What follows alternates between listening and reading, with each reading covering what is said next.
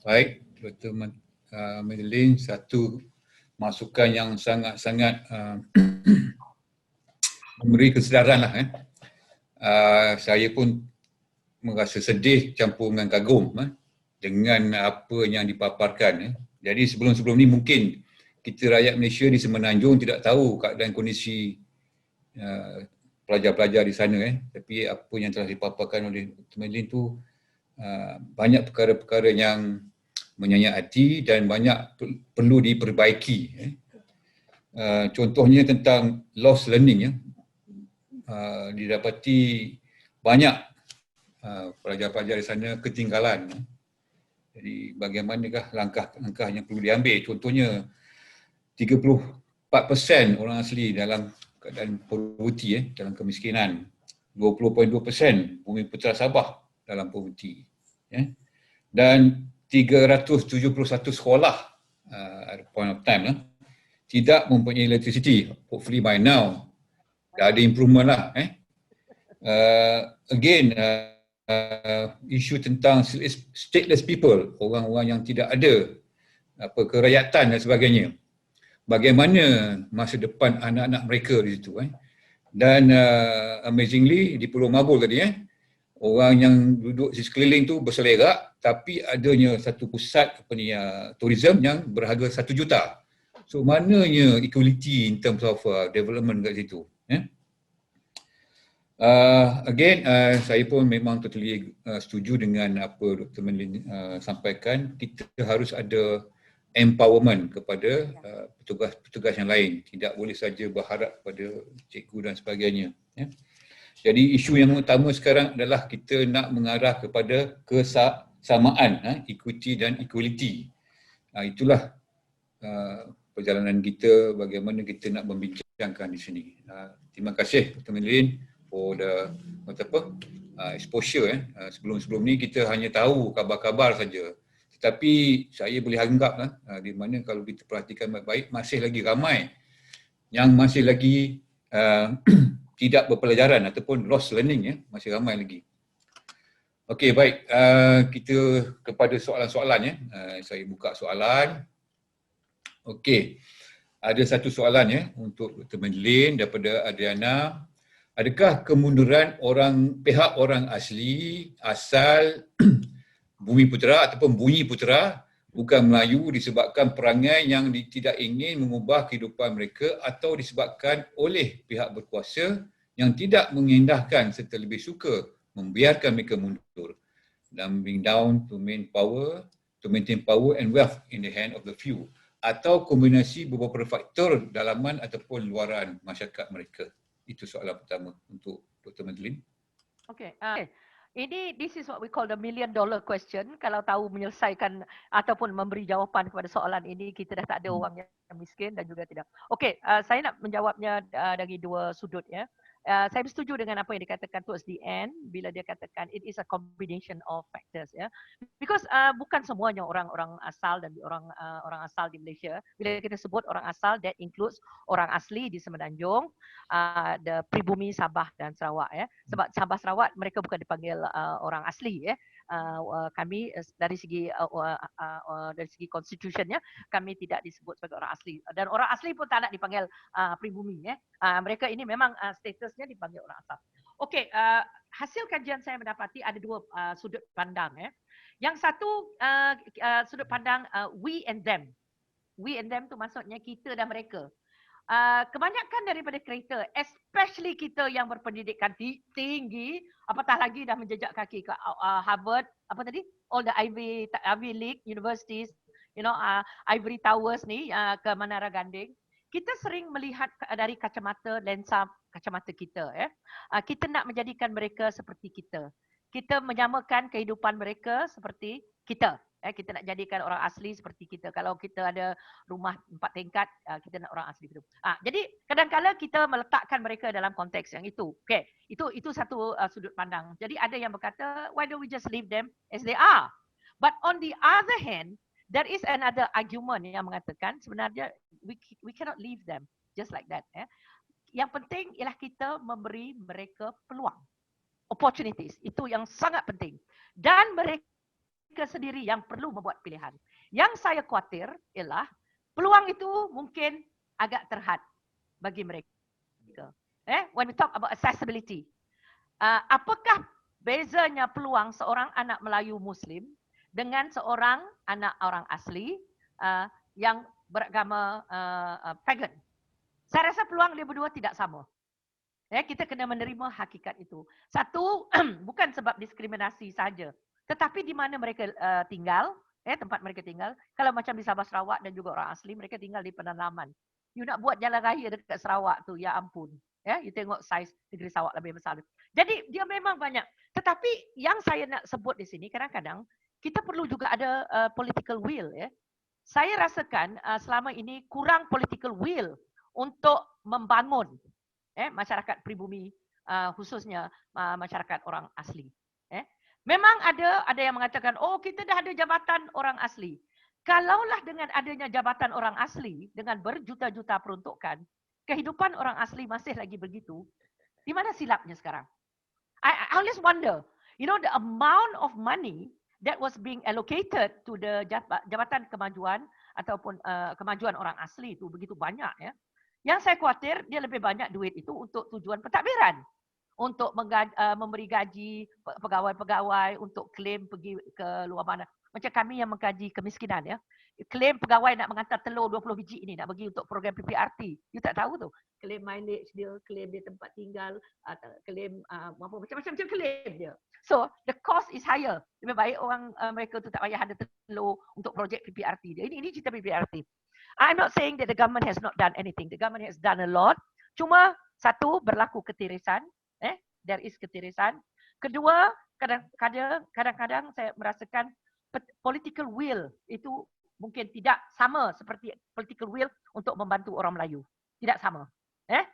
Ketiga, ada juga masalah itu mungkin berpunca daripada masyarakat kami itu sendiri. Sebab ramai di kalangan kami yang merasakan this is the life that we want. Seperti isu yang dibangkitkan oleh Bruno Menser bila dia membawa isu orang Penan yang terkesan oleh logging di Sarawak. Sebab bagi Bruno Menser, beri orang Penan itu pilihan dia. Jangan pula kita yang mengubah hidup dia, we do the logging, deforestation and everything. Dan lepas tu kita mengharapkan letakkan orang Penan, letakkan mereka dalam rumah di bandar, dan mereka dah jadi macam kambing, jadi macam lembu pula. So that is their argument. So there is no right and wrong answer. So itulah dia.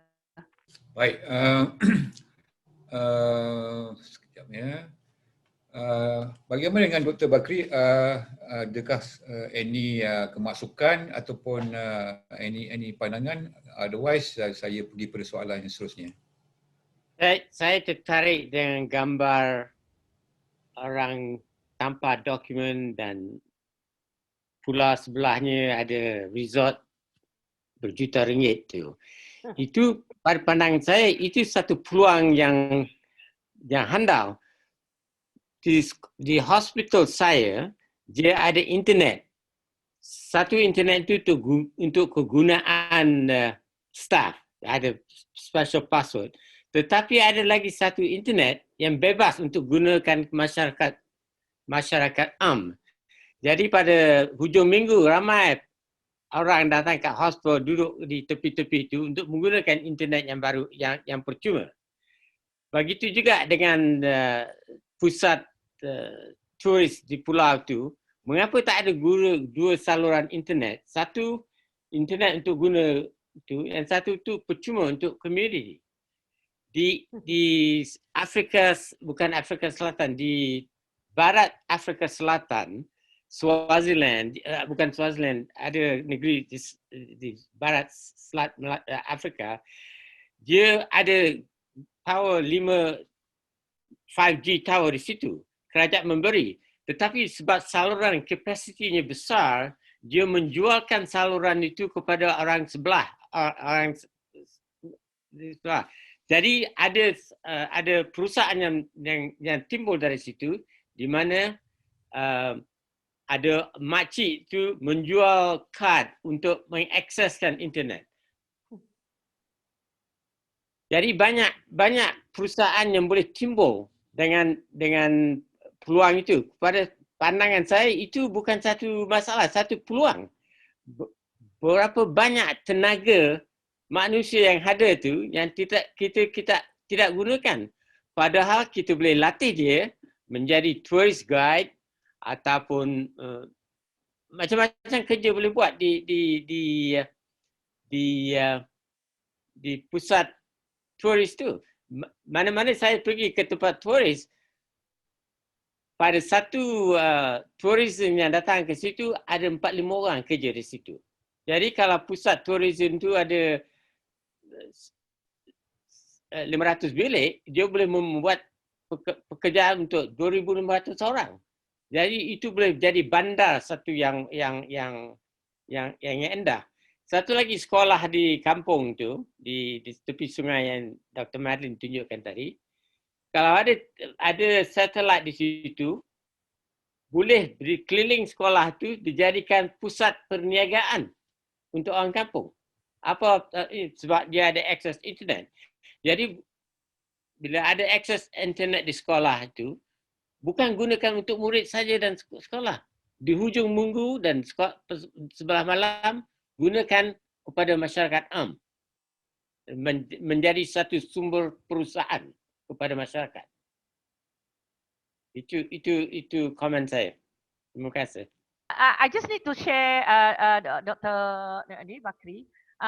You have a fantastic suggestion there. Many of itu pun sebenarnya apa yang kami fikirkan ya. Tapi apabila kami bercakap, bila saya bercerita dengan dan saya berkesempatan dengan bercakap dengan ada beberapa individu lah, aktivis yang berdekatan, sebenarnya actually pengusaha, if you look at dia besar tau, behind it, as I told you, is a multi-million dollar complex. Sebenarnya mereka mahukan the authenticity ini untuk memberi keadaan yang experience yang diperlukan oleh turis. So it is good to have it as it is. It helps to have poverty. The irony of this whole thing, that is what tourism is all about. Because kalau dia mengubahkan kehidupan mereka ini menjadi lebih moden, maka tempat ini sudah tidak menarik lagi. So, bukankah satu ironis bahawa lebih baik melihat mereka begini? Sebenarnya budak yang tadi saya tunjuk dekat sini ni, actually what he was doing, dia tunjuk gambar dia menangkap sotong tau. He drive into the sea untuk dia, dia orang nampak dia. So the tourist honok tengok. And of course they didn't really pay him. They pay to the tour guides and the owner to have a glimpse of this authenticity, that experience. So jadi saya rasa memang perniagaan memainkan peranan yang penting. I cannot imagine them wanting to provide an internet. So probably by now benda ni dah berubah sebab bukan mudah untuk datang ke tempat-tempat ini ya, sebab satu dia di bawah kawasan yang dianggap sebagai kawasan security. So I'm not too sure whether things have because masa saya buat kajian ini, this was about 3 years back. Okay, so as I said, many of these things may not be there, but I'm still sharing because I have my own thoughts about it. So inilah masalahnya tourism.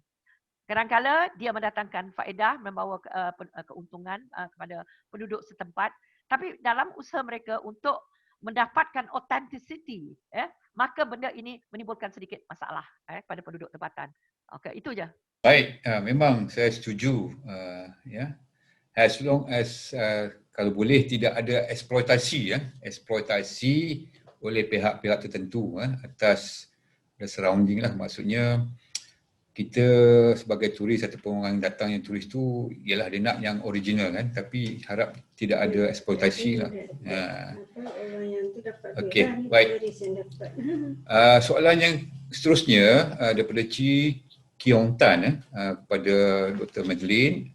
Ya. Memang pendidikan merupakan asas asasi setiap manusia, apatah lagi untuk setiap rakyat di Malaysia. Bagaimanapun hak asasi manusia sentiasa berubah mengikut perubahan zaman. Dulu bekalan elektrik bukanlah dianggap hak asasi manusia, tapi apabila kemewahan maklumat hanya dapat disalurkan melalui karkas elektrik seperti radio dan TV, akses kepada bekalan elektrik telah menjadi satu hak asasi. Contohnya di negeri Sarawak sekarang disebabkan pembelajaran dalam talian, akses kepada capaian internet pula menjadi hak asasi. Contohnya di Malaysia sekarang. Ini bermakna hak asasi manusia akan berubah lagi pada masa akan datang mengikut jenis perkakas yang kita bergantung untuk hidup. Namun sehingga sekarang, kita termasuk kerajaan kita masih terkapai-kapai untuk menyesuaikan diri kita kepada perubahan tuntutan hak asasi manusia ini daripada bekalan elektrik kepada capaian internet. Jadi ilmu yang kita sedang belajar dan dasar yang kerajaan kita sedang gubal akan menjadi tak relevan lagi atau ketinggalan zaman. So bagaimana pendapat Dr. Madeline? Panjang soalannya. It is about basic rights and then bahawa yang saya faham soalan tu, kalau soalan exam memang saya dah lama dah fail tu. Okay, bahawa hak asasi yang asas, apa dia yang asas? Fundamental rights itu. Sebab kita ada fundamental rights hak terhadap kehidupan, makan, minum dan sebagainya. Kalau kita lihat dalam charter tu ada 31 yang asas Tetapi seperti yang siapa yang tanya tadi, saudara yang bertanya tu, memang dia kata akan berlaku hak asasi itu akan berubah. Kalau dulu mungkin hak asasi hanya kepada telefon fixed line. Sekarang kalau kita tidak ada internet line atau sudah, maknanya you are denied of your rights already Tapi buat masa ni dia belum lagi kalau di Malaysia dia belum lagi masuk dalam kategori hak asasi. Jadi maknanya kita perlu melihat bahawa memang hak asasi itu adalah sesuatu yang bersifat kontekstual, dia ada time base dia juga. Kontekstual macam contoh, ada benda tu yang dikatakan hak asasi di peringkat antarabangsa. Saya ambil contoh just contoh LGBTs in Malaysia. It is really something that we are struggling with right now. Kami di Suhakam, there is on one hand, there is human rights, and we have also our culture. We also have our isu-isu yang mana rakyat Malaysia kata this is not fundamental rights kita. Kenapa kita? But let's not go into that. That is a different issue. Tapi saya nak balik kepada isu tadi, dia contextual, dia ada time base dia. Maknanya apa yang hak dulu, kalau dulu mungkin orang Iban kasut itu adalah hak dia untuk mendapatkan kasut. Sekarang you bagi kasut budak tu baling. Dia nak kasut yang berjenama. But what about vaccine?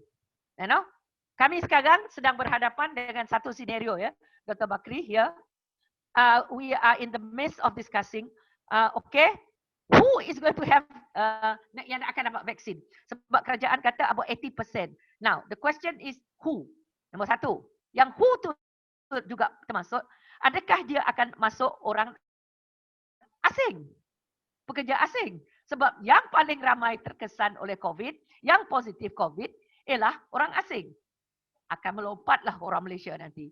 Sebab sekarang kita berhadapan dengan isu xenofobia, isu orang kata, oh ini adalah hak orang Malaysia, bukannya orang asing. Tetapi COVID dia tak kenal siapa. Dia tak kenal, you ni ada warga negara ke, you ada dokumen ke. Inilah kita sedang berhadapan dengan isu-isu yang menarik. So I'm really thankful that IRF is bringing this discussion to the front, and kita kena be open-minded. Kita jangan mudah untuk menuding jari just because we have differences in terms of our views Kita belajar untuk we agree not to disagree. We agree to disagree Sebab kadang-kadang webinar ni menimbulkan banyak masalah. So saya harap Dr. Bakri punya, Dr. Rosmah punya contoh tadi Dr. Rosmah punya contoh tidak dijadikan sebagai contoh.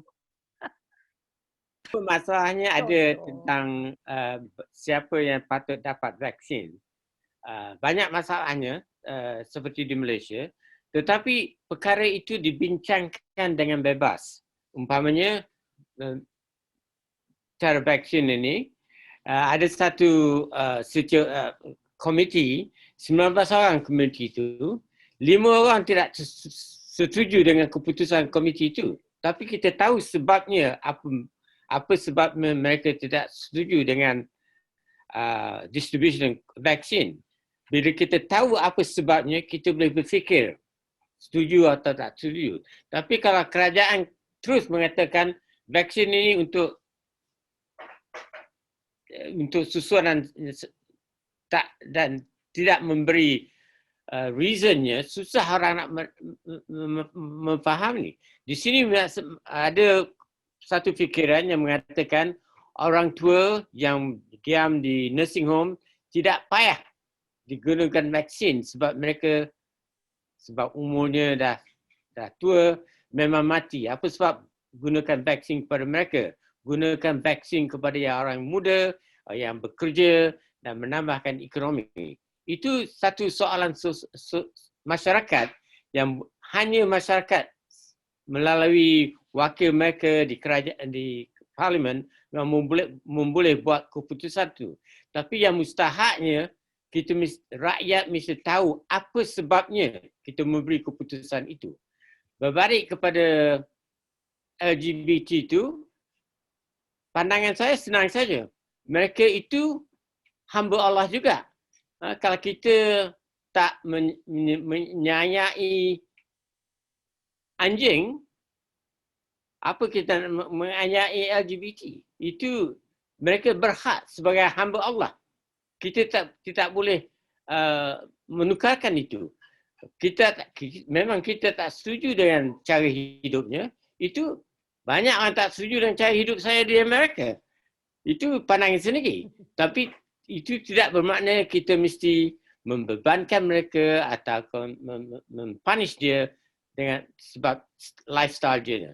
Yang kita beritahu, kalau dia membuat jahat, membuat rusuhan atau mencuri duit kerajaan, tak kira.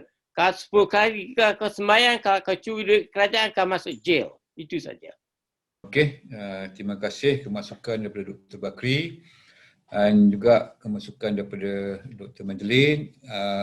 Agaknya kita pun dah sampai masa, dah kesuntukan masa, dah jam sekurang 1.20. Mungkin saya bacakan sedikit rumusan ataupun kesimpulan yang apa saya dapat rumuskan di sini. Cadangan daripada Dr. Bakri ke Rami Tamprong Jadi apa yang disampaikan oleh Dr. Bakri adalah kerajaan perlu beri akses broadband percuma kepada keluarga-keluarga miskin. Yang kedua, beri dana kepada guru-guru untuk menyebarkan video pendidikan itu sendiri. Dan pasal menara internet di kawasan-kawasan berbandar supaya setiap masyarakat dapat akses kepada internet itu sendiri. Okey, itu daripada Dr. Bakri yang Cik Mizuru dah simpulkan. Cadangan daripada Dr. Madeline ataupun pendapat Dr. Madeline adalah perlu ada kesamaan dalam soal pendidikan dalam membela nasib ramai masyarakat yang masih ketinggalan dalam pelajaran. Iaitu perlu ada political will untuk membangun masyarakat orang asli dan pribumi Sabah dan Sarawak. Jadi itulah hasil daripada kesimpulan yang kita sampaikan pada ini. Saya nak bacakan sedikit. Kita dapat daripada hasil daripada perbincangan sini, kita dapati masalah utama dalam pembelajaran dan secara online adalah tidak semua yang mampu membeli alat peranti, akses internet yang kurang ataupun tidak akses, ketidaksamaan sistem pembelajaran atau dasar pendidikan yang tidak inklusif. Jadi masa depan bangsa dan negara tergantung atas dasar pendidikan negara. Untuk ubah pendidikan, kita perlu bermula dengan memastikan setiap anak bangsa mempunyai peluang dan akses kepada pendidikan sama rata untuk semua, tidak kira siapa. Jadi itu yang saya dapat conclude lah. Jadi saya kira kita sudah sampai ke penghujung acara kita. Jadi sebelum saya akhiri, saya nak tanya panelis kita, Dr. Madeline dan Dr. Bakri Musa, ada apa-apa lagi kemasukan sebelum saya tutup majlis? Mention this to in a different webinar. Saya nak cadangkan supaya kerajaan, siapa-siapa lah tubuhkan dana khas untuk menangani lost learning ini. Sebab saya rasa kerajaan sudah membelanjakan wang yang cukup. Biarlah rakyat Malaysia empower our communities. Siapa ada RM10, donate RM10, siapa ada RM1. So that dana ini boleh digunakan dan disalurkan tanpa banyak birokrasi. Alright? Itu je saya cadangkan. Di mana sistem sama ada di Finland atau di Amerika, di Malaysia, dan keadaan wabak atau tidak wabak, kemajuan sekolah tergantung atas 3 perkara. Yang pertama, ibu bapa, yang kedua guru, dan yang ketiga masyarakat tempatan. Saya tertarik di Finland, mutu sekolah yang tinggi tidak jauh bezanya dengan mutu sekolah yang rendah. Jadi ibu bapa tidak heboh mencari sekolah asrama misalnya di Malaysia. sebab sekolah di Finland semuanya setaraf saja. Jadi soalannya untuk ibu bapa ialah sekolah mana yang dekat sekali atau convenient sekali untuk ibu bapa menghantarkan anaknya. Bila ibu bapa menghantarkan anaknya ke sekolah itu, ibu bapa bersungguh-sungguh dengan masyarakat tempatan dan juga guru-guru supaya sekolah itu berjaya. Jadi COVID-19 ke tak COVID-19 ke tak COVID-19 itu mesti ada kerjasama antara guru, ibu bapa dan masyarakat tempatan untuk meningkatkan prestasi sekolah tempatan. Bukan saya terperanjat tengok anak-anak doktor di Malaysia heboh nak mengantarkan anak ke sekolah berasrama. Padahal keadaan di rumahnya lebih baik daripada college kanser. Saya pergi college kanser, tapi untuk anak saya nak pergi college kanser itu merendahkan tarafnya. Di rumah saya, anak saya ada bilik sendiri, ada komputer sendiri. Di Kuala Kuansa, dia dalam dormitory. Jadi kalau tingkatan atas, orang yang atas tidak menghantar anak mereka kepada sekolah berasrama, jadi ramai anak murid miskin dapat masuk sekolah asrama, tambahan pula doktor-doktor yang menghantar anaknya ke sekolah tempatan, doktor itu atau ibu bapa profesional itu akan memberi sumbangan kepada sekolah tempatan dan lebih maju lagi sekolah tempatan. Itu saja timbangan saya. Kalau saya ada kuasa, saya hadkan sekolah berasrama kepada mereka anak-anak di 40. Itu saja. Terima kasih. Saya setuju sangat-sangat dengan pendapat Dr. Bakri itu. Patut semua boarding school bagi kepada budak-budak yang berkelayakan, yang miskin tu. Sebab tapi itulah masalah kita di sini. Kan? Okey, baik. Kita pun dah sampai di penghujung rancangan. Jadi untuk penutup saya ingin memetik kata-kata John F. Kennedy. Ini menarik. Katanya, not everyone has equal abilities, but everyone should have equal opportunity for education. So itulah kita punya perjalanan kita dalam segi mementabatkan kesamaan pembelajaran di Malaysia. Jadi akhir kata bagi pihak IRF selaku pengajuk, saya mengucapkan ribuan terima kasih kepada panelis kita, Datuk Dr. Madeline Burma dan Dr. Bakri Musa kerana sudi bersama untuk menjayakan webinar ini. Dan input-input daripada mereka sangat menarik. Kemungkinan kita mungkin dapat melangsungkan satu lagi series ke depan. Dan kita tengok nanti bagaimana. Dan juga para hadirin yang mengikuti acara ini secara webinar. Jadi hingga berjumpa lagi di lain masa. Terima kasih. Assalamualaikum dan salam sejahtera. Terima kasih.